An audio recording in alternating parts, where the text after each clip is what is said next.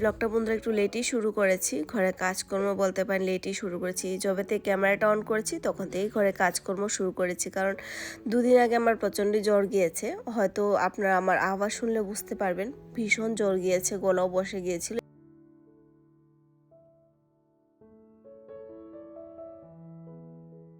তো যাই হোক, এখন মোটামুটি ভালো আছি। কাল রাতে মেডিসিন নেওয়াতে, না দুদিন ধরে মেডিসিন নিয়েছি, কাল রাতে গিয়ে কমপ্লিট হওয়াতে ঘুমটাও পরিপূর্ণ হয়েছে, সেই জন্য একটু লেটই শুরু করলাম। আর মানে আজকে কালকে সেকেন্ড স্যাটারডে সানডে তো বাচ্চাদের ছুটি, সেই জন্য ভাবলাম একটু লেটই শুরু করি। চলুন, আপনারা কেমন আছেন? আমি আছি মোটামুটি এখন ভালো। আর আমার চ্যানেলে আপনাদের সকলকে জানাই অনেক অনেক স্বাগত, শুভ সকাল।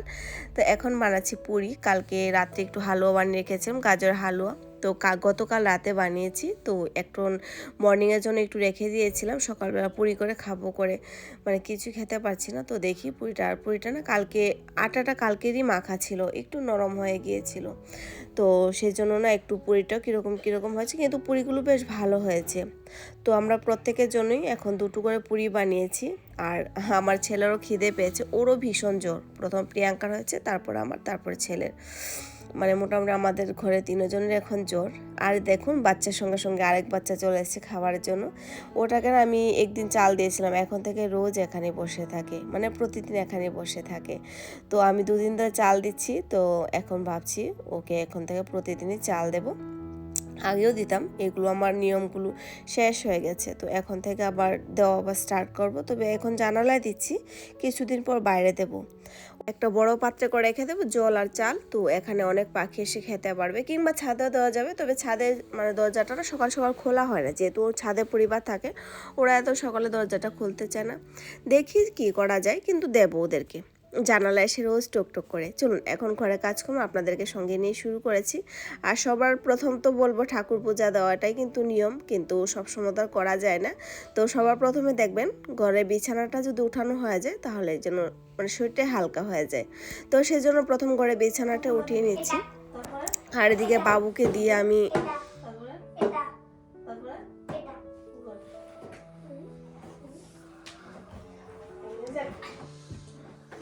আর এদিকে আমি একটু দেখলাম যে বাবুর গুছানো আইডিয়াটা কীরকম, না ঠিকঠাকই আছে।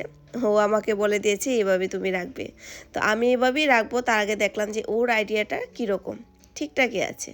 চেয়ারটা উঠাতে না আমি 10 বার যেন আমি ভয় পাচ্ছি পরে না যাই। এমনিতেও তো দেখা যায় আমি শুকিয়ে যাচ্ছি, কিন্তু পরে ক্যামেরাতে দেখা যায় শরীরটা কতটা হয়ে গেছে, ভার হয়ে গেছে। তো যাই হোক, কাপড়গুলো এখন গুছিয়ে নিই।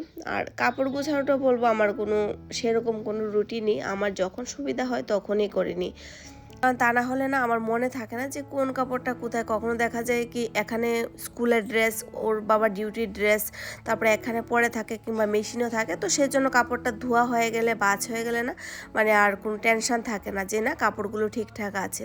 নর্মালি কাপড় তো ঠিক আছে, কিন্তু দেখা যায় যার ড্রেসটা যদি ঠিকঠাক না থাকে তাহলে একটু ঝামেলা হয়ে যায়। তো সেই জন্য ভাবি কি যে না, এই কাজটা কমপ্লিট করে নিই, জিনিস জায়গার মধ্যে রেখে দিই। যে জায়গা যতক্ষণ না যাবে ততক্ষণ দেখবে শান্তিও নেই। তো সেটাই, কখনো কখনো টাইমটা যে মেনটেন করতে পারি তাও না, সঠিক সেটাও বলবো না যে টাইমের মধ্যেই কাজটা কমপ্লিট করতে পারি, কখনো এলোমেলো হয়ে যায়। তো দেখবেন কখনো টাইমের রান্নাটা আমার আনটাইমে করতে, ভোরবেলা উঠে করতে হয়, সেটা আপনারা দেখতে পারবেন। কারণ কখনো কখনো আমি 3টা, 3:30 উঠে রান্না করি। হাজব্যান্ড এরকম জায়গায় যায়, খাবারটা ঘর থেকে নিয়ে যায়, তো আমার উঠে রান্না করে দিতেই মানে রান্না করে দিতে হয়। তো সেক্ষেত্রে বলবো আমাদের রুটিনটা একটু অন্যরকম। তো যাই হোক, এখানে ঘরে কিছু ডাস্টিং করে নিয়েছি, যেভাবে প্রতিদিন ডাস্টিং করি। আর এখানে কাভারটা না এখনও আমরা খুলিনি, ওখান থেকে যেভাবে আমরা প্যাকিং করে নিয়ে এসেছি সেভাবে এখনও আছে। কারণ আমাদের যদি মানে কোয়ার্টারে যেতে হয়, তারপরে মানে জিনিসপত্র লোড করতে হবে, তো সেক্ষেত্রে বাবা বলেছে এটা খুলতে হবে না, এটা দেখা যাক। আর বাকি তো ধুলমিটিও এতটা পড়ে না, এটার জন্য বাবুল পেপারটার জন্য আমি তো সেজন্য না এভাবে মোটামুটি ক্লিন করে রাখার চেষ্টা করি, তাহলে যেন জিনিসটা পরিষ্কার থাকে। আর পাশে দেখুন প্রচুর কাপড় চোপড় মানে শুরু হয়ে যাচ্ছে, আস্তে আস্তে করে না এগুলো উঠাবো। এই যে কাপড়গুলো আস্তে আস্তে করে ধুয়ে রেখেছি, এগুলো একদিন কড়া রোদ্রে দিয়ে রেখে দেবো। আর সেলফের মধ্যে যে কাপড়গুলো আছে সেগুলো ধুয়ে দেবো। তো মোটামুটি আমার ডাস্টিং কমপ্লিট। এখন এই যে বাবু এসছে ঘরে, এটা পাশের বাড়ির দিদির ছেলে। আর এই জনকে তো আপনারা দেখেছেন, আমার বাবুর সঙ্গে প্রতিদিন খেলাধুলা করে। আর এই ছোট বাচ্চাটা আজকে আমাদের ঘর প্রথম দিনই এসেছে। और इसके हम तो माधु बुलाएंगे, तुम्हें क्या हो रहा है? माधु देख ना, माधु माधु देख।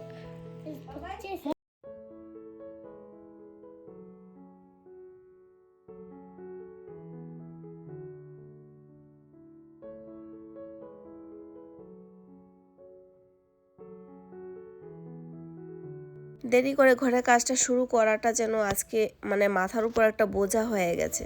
যে কাজ আমার মোটামুটি সকালের দিকেই হয়ে যায়, এই কাজ প্রায় বেলা গড়িয়ে যাচ্ছে। তো ঝাড়ু দিতে দিতে হঠাৎ করে মনে হলো যে ডালটা গিয়ে বসিয়ে আসি, যেহেতু দুপুরবেলা খিচুড়ি করব, ডালটা ততক্ষণে সিটি হয়ে যাক, আর দুধটাও বসিয়ে দিই। শীতের দিন বলে থেকে গেছে, করতে করতে না মোটামুটি দিন হয়ে যাচ্ছে। তো ভাবলাম এক চুলাতে ডালটা দুধটা বসিয়ে দিই, আর তারপর ঘরটা ঝাড়ু দিয়ে মুছতে মুছতে আমার ততক্ষণ ডালটা সিটি হয়ে যাবে। আর তারপর তো আবার চাল দেবই, তো ডেকে রান্না করলে কি হয়, বারবার নাড়তে হয়, তো সেই জন্য প্রেশার করে বসিয়ে দেব। আর একটু নুন ছিটা দিয়ে না ঘরটা মুছবো, তাতে ঘরে অনেকটাই পজিটিভিটি থাকে। তো যদি নেগেটিভিটি থাকে সেগুলো দূর হয়ে যায়। আমি প্রতি শনি মঙ্গলবারে কিন্তু একটু ভালো জায়গার মধ্যে নুন রাখি একটা কৌটোর মধ্যে, সেই নুন দিয়ে ঘরটা মুছে নিই। তো সেগুলো না আমি করতে করতে আমার একটা অভ্যাস হয়ে গেছে। তো অনেক সময় মোবাইলে শুনি যে এইসব করলে নাকি ভালো, তো মোটামুটি ভালো, সেটা বলবো না, ভালো, শান্তি পাওয়া যায় সেগুলো। আর করতেই বা কি, কোনো তো অসুবিধা নেই, তাতে কিন্তু সায়েন্টিফিক কারণে অনেক কিছু আছে, দেখা যায় কি।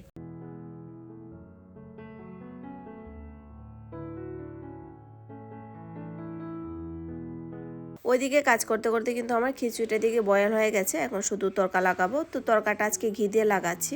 শীতের দিন তো খিচুড়িটা বেশ ভালো লাগে ঘি দিয়ে তরকাটা যদি দেওয়া যায়। আর এদিকে বেগুন ভাজি করব, আলু ভাজি করব। রাজা বেগুন ভাজিটা খেতে যায় না, ওর চুলকানি হয়, অ্যালার্জির প্রবলেম আমাদের সবারই আছে, তবে রাজাটা একটু সঙ্গে সঙ্গে দেখা দেয়, ও খেতেই পারে না, সেজন্য ও বেগুনটা এতটা পছন্দ করে না। আর ওর জন্য সেই জন্য আলু ভাজি করছি, ও আলু ভাজি দিয়ে খাবে। আর এদিকে চলছে যুদ্ধ। আর কি বলবো, প্রিয়াঙ্কা আমাকে অনেক এসে যন্ত্রণা করছে, তো সেই জন্য কখনো কখনো একটু বকতে হয়, তা না হলে কাজ করতে ভীষণ অসুবিধা। ছুটি থাকলে যা হয়, তবে প্রথম দিকে কি বলবো, আমার ভীষণ অসুবিধা হতো। ওরা ঘরে থাকলে আমার ব্লগ বানানো নিয়ে, এডিটিং নিয়ে খুব সমস্যা হতো। এখন না এইসব মোটামুটি কিছুটা অ্যাডজাস্ট করে নিয়েছি। ভাবলাম এটা তো আমার সবসময় সারা জীবন করতে হবে, আমাকে তো ওদেরকে নিয়ে অ্যাডজাস্ট করতেই হবে। কখনো কখনো দেখা যাবে তার থেকেও খুব কঠিন সময় পরিস্থিতিও আসতে পারে, তো তখনও কিন্তু আমার অ্যাডজাস্ট করতে হবে। সেই জন্য মোটামুটি অ্যাডজাস্ট করার চেষ্টা করছি, হয়ে গেছে মোটামুটি ভালো একটা অভ্যাস হয়ে গেছে, এখন আর কোনো প্রবলেম হয় না। তো যাই হোক, এদিকে কিন্তু আমার খিচুড়িটা হয়ে গেছে। আর ওই ঘিটা যে নিয়েছিলাম চামচটা দিয়ে, সেটা আবার ঘি খিচুড়ির মধ্যে ডুবিয়ে দিয়েছিলাম। তো বাবাকে আবার এটা বলেও দিয়েছি, তা না হলে খেতে চাইবে না।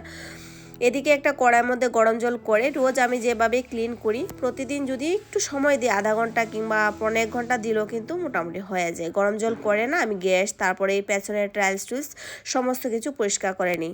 তবে দিনের বেলা রান্নাটা থাকলে কিন্তু আমার দিনের বেলায় পরিষ্কার হয়ে যায়। রাতের বেলা আমি এত ডিপ ক্লিন করি না, যত ক্লিন আছে আমার দিনের বেলায় হয়ে যায়।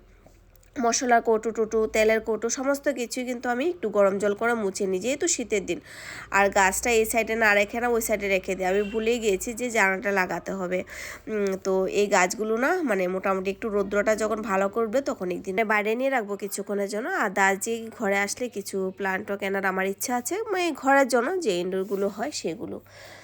তো সেটা আবার ভাবি যে লক্ষ্য করতে পারবো কি না, দেখভাল করতে পারবো কি না। তো যাই হোক, এদিকে কিন্তু আমার ঘরে কাজ মোটামুটি কমপ্লিট হয়ে গেছে। যাবো একটু বাজার দিকে, মেডিসিন নেব আমার জন্য।